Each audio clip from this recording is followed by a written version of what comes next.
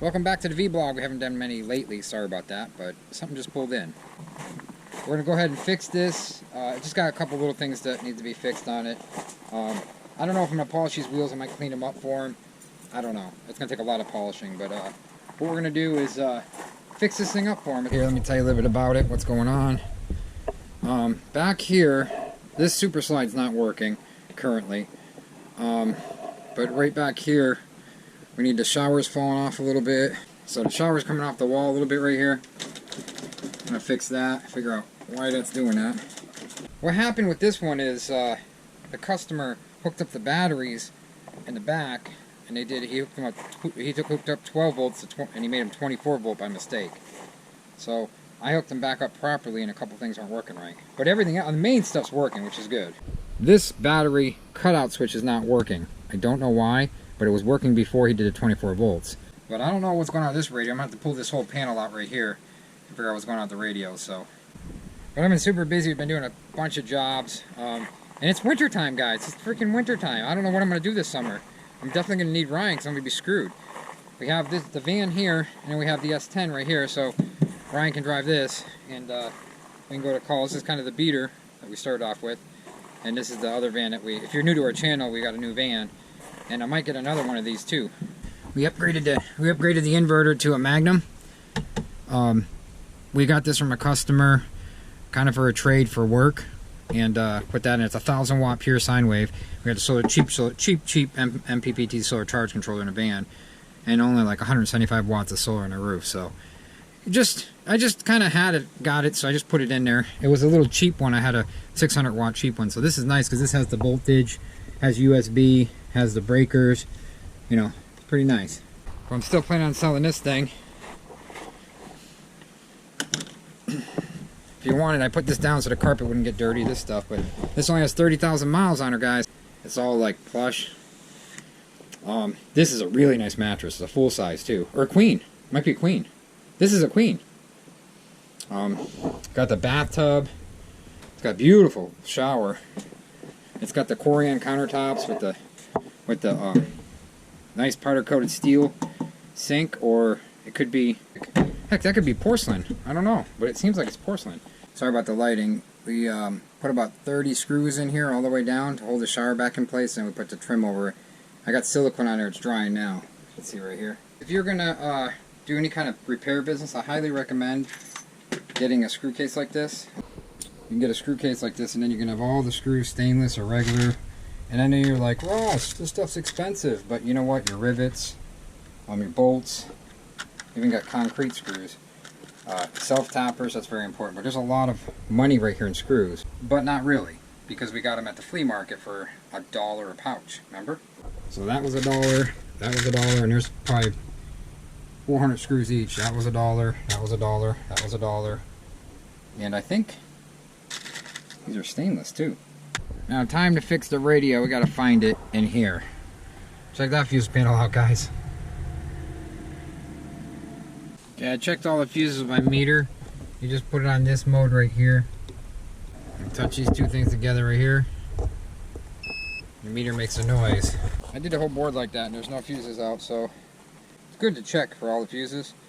But I was hoping to get a radio fuse in there, but there is none. There's an outdoor basement radio, and then there's a house radio, but they're all good, so I think the radio's shot, which kind of sucks because I wanted to get it working for them. But so I took the whole panel out with the TV rear cameras, and right in here you would think you would see something like a fuse, but there's a reset in the front of this radio. We reset it, still didn't work, so I don't know. That's just a transformer in here. Oh, what's this? There's a fuse right here, look at that. See, if it makes a connection like that, that means it's circling around, it's making a connection. If it doesn't beep, then the fuse is bad. So you just have to touch the legs right here. One on this. Oh, it's still good. Put it on accessory. The camera comes on. This doesn't. Or is that GPS? Nothing. These radio... The CD player, it's not worth too much money, but it's going to cost money to replace this. See guys, I'm not a buffer. I don't like doing wheels. I can do it. I just don't like doing it because it's a lot of work. See how these wheels are totally oxidized? So I took the buffer just to show the customer they will buff out. I don't want to do it, but they... So see, they'll come right out. I buffed all this right here. But you can see the difference, see? Here. I did this wheel. They're 22.5s like a semi. But look at the difference. See this? And see this? Now this is really cool because you don't see this. This is 1 out of 11 in the United States that has this slide. This type of slide this big.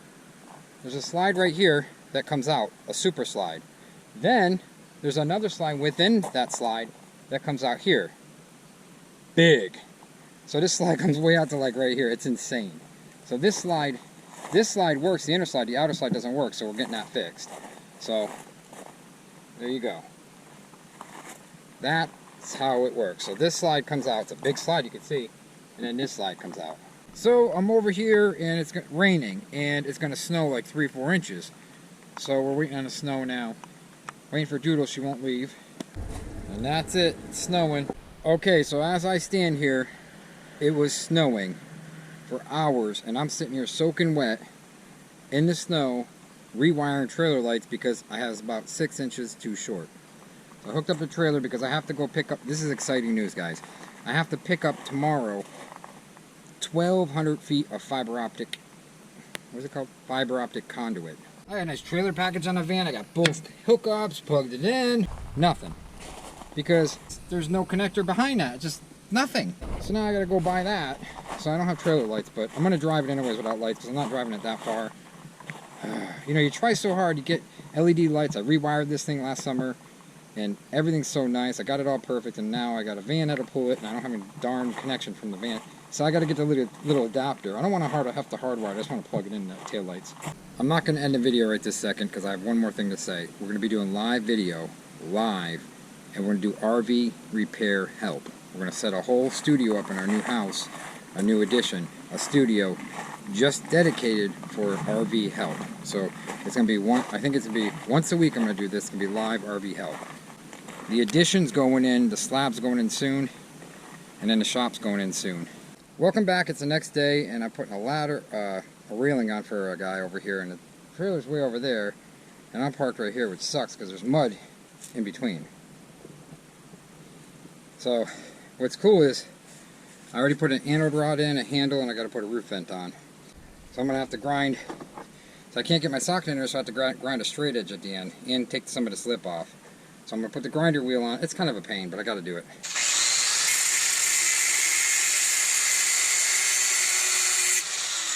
Wow, that 1,000-watt inverter must have a serious 1,000-watt inverter must have a serious peak to be able to start that thing. That's a Bosch. That's got a lot of power. See, that's faster than me to go to Lowe's, even though Lowe's is right in town, but I can't get there in time. I got stuff to do. I got people to see, places to go, things to do. Jack! Trailer pulled that thing real good. It's heavier than you think. It's real heavy. I think it's like 300 pounds. 400 maybe, I don't know. I have to go look at a roof, RV roof. Oh, jeez! Holy crap. This freaking van's taller than I thought. Oh. I just went up to another call and the lady was a real nice lady.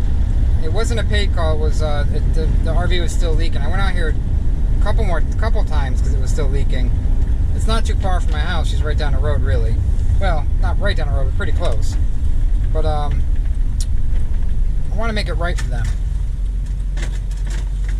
If you don't make it right, they're not going to call you back or refer you out.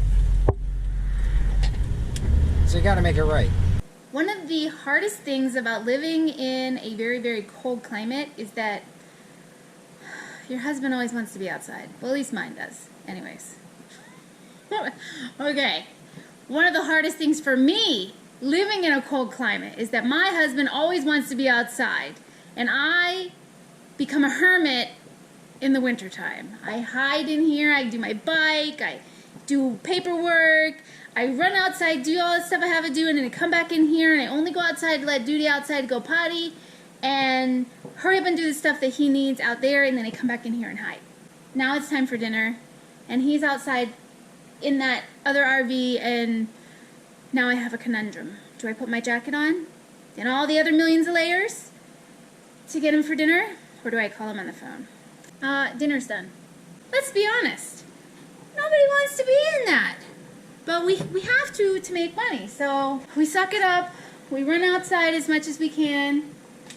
And then we run back in, take a warm shower, and hide under the covers with the heating pad.